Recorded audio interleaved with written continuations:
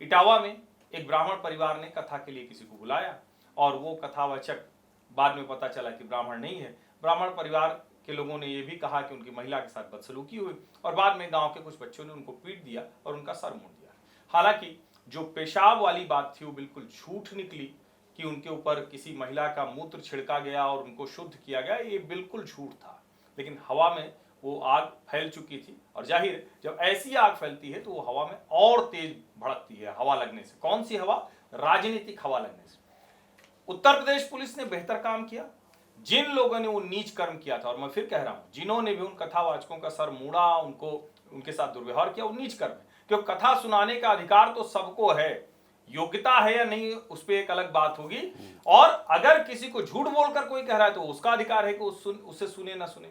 तो एक मसला, जिन्होंने गलत काम किया उनको पुलिस ने जेल भेजा। दूसरा मसला, ये जो व्यक्ति जो फर्जी कथावाचक था, इसने फर्जी आधार कार्ड बनाए थे, यानी आइडेंटिटी को लेकर इसने गलत काम किया था, तो फ्रॉड हुआ, उस पर भी पुलिस ने काम किया। लेकिन गड़बड़ कहां हुई? उत्तर प्रदेश के पूर्व मुख्यमंत्री अखिलेश यादव ने उन फर्जी कथावाचकों को ढोलक की थाप के लिए बुला लिया अपने समाजवादी पार्टी के कार्यालय पर। और जब राजनीतिक थाप बजने लगती है तो फिर तो सब पीछे छूट जाता है। शॉल उड़ाकर सम्मानित किया, जाने क्या क्या किया। यानी अखिलेश यादव ने इसको यादव बनाम ब्राह्मण कर दिया। अब अखिलेश यादव को पता नहीं राजनीतिक तौर पर ध्यान में है या नहीं, उत्तर प्रदेश में ब्राह्मण बनाम यादव के संघर्ष का कोई इतिहास ही नहीं मिलता है। अलग अलग जाति संघर्ष का इतिहास मिलता है, ब्राह्मण बनाम यादव का कोई इतिहास नहीं। यहां तक कि मुलायम सिंह यादव जब चरम पर थे तब भी ब्राह्मण बनाम यादव नहीं हुआ था। इसको जरा ध्यान दीजिए। दूसरी जातियों के आपसी संघर्ष होते हैं, ब्राह्मणों के भी संघर्ष दूसरी जातियों से होते हैं। और एक तरफ तो अखिलेश यादव कह रहे थे कि अभी तक तो योगी राज है, ठाकुरों का राज है, ब्राह्मणों पर बड़ा अत्याचार हो रहा है। अब कह रहे हैं कि ब्राह्मण ही सारा अत्याचार कर रहे हैं। अच्छा, इसमें आयरनी क्या है? अत्याचार भी कहां हो रहा है? इटावा में। जरा आप समझिए, मुलायम सिंह यादव के गढ़, अखिलेश यादव के गढ़, अगर आप नाम लेना शुरू करेंगे तो मुलायम सिंह यादव, शिवपाल यादव, राम गोपाल यादव, लगातार अगर आप कहेंगे इटावा, मैनपुरी और इस पूरे क्षेत्र की जब आप बात करेंगे तो वहाँ पर यादव ना सिर्फ बाहुबली हैं बल्कि पढ़े लिखे लोग भी हैं, जमीन भी है, संपत्ति भी है। तो अगर कभी किसी पर आरोप लगता रहा है किसी के साथ में अत्याचार का या किसी पर बाहुबल दिखाने का, तो वहाँ पर यादव समाज पर लगता रहा है। अच्छा, ये एक बहुत घिनौनी साजिश इसलिए मैं कह रहा हूं क्योंकि जो एक बात कही जा रही, मैं घटना पर आता हूं, उसके बारे में हर्षवर्धन ने काफी कुछ बता दिया है, लेकिन इसके बहाने कथावाचकों के बीच में जो एक दीवार खड़ी करके समाज में एक जो विभेद पैदा करने की कोशिश की जा रही, तो ये आप समझिए कि जो लोग देश को एक रखना चाहते हैं, समाज को एक रखना चाहते हैं, उनके लिए चिंता का विषय होना चाहिए। ये सिर्फ राजनीति का विषय नहीं है।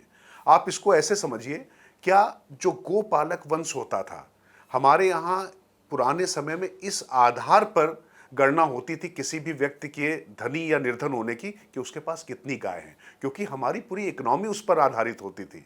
हमारी खेती, कृषि और जो दूध, पनीर, जो भी चीज़ें बन रही हैं सब उससे आधारित होता था। तो वो गोवंश, वो गोपालक समाज कभी उस तरीके से इतना कभी गरीब नहीं रहा। और जरा ये भी आप पता कर लीजिए कि कैसे कथावाचक कौन कौन किस जात के। परमानंद जी क्या थे?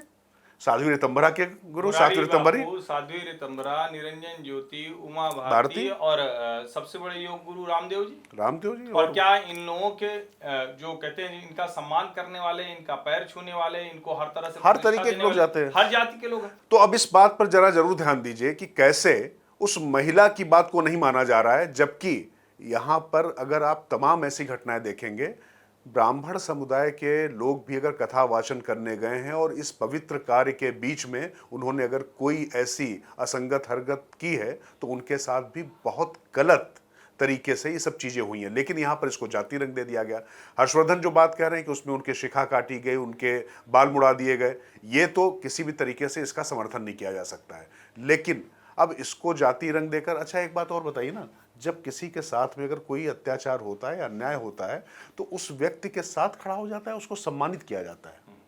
ये सम्मानित करना कहीं ना कहीं इस बात को दिखा रहा है कि पहले तो अखिलेश यादव ने कोशिश की ठाकुर बनाम ब्राह्मण, जो बता रहे थे ठाकुर बनाम यादव, इस तरीके की चीज़ें की, क्योंकि वहाँ पर योगी की जाति बताई गई, अधिकारियों की लिस्ट निकाली गई। अब उसके बाद उनको लग रहा है कि पीडीए का फार्मूला निकालने के लिए तो अब जरूरी है कि भाई यादवों के साथ में कुछ गैर यादव ओबीसी जुड़े और कुछ दलित जुड़े। तो अब इस मुद्दे को इस तरीके से बनाने की कोशिश की जा रही है। लेकिन हर्षवर्धन, ये जब चुनाव आने वाले होते तो इस तरीके के कभी हम आज से नहीं देख रहे, कभी अखलाक आ जाता है, लगातार कोई ना कोई नैरेटिव खड़ा करने की कोशिश की जाती। तो मैं इसको ये नहीं मान सकता कि ये एक सोची समझी सुनियोजित, इसमें क्या डिजाइन नहीं दिखाई पड़ती है नहीं, पूरा। बिल्कुल दिखता है। और बिहार में जिस तरह से जातीय रंग देने की बात हो रही है, क्योंकि कोशिश हो रही है, बिहार में चुनाव तो अभी नजदीक ही है, लेकिन एक बात मैं फिर कह रहा हूं, उत्तर प्रदेश में यादव बनाम अगड़ी जाति कोई संघर्ष नहीं है।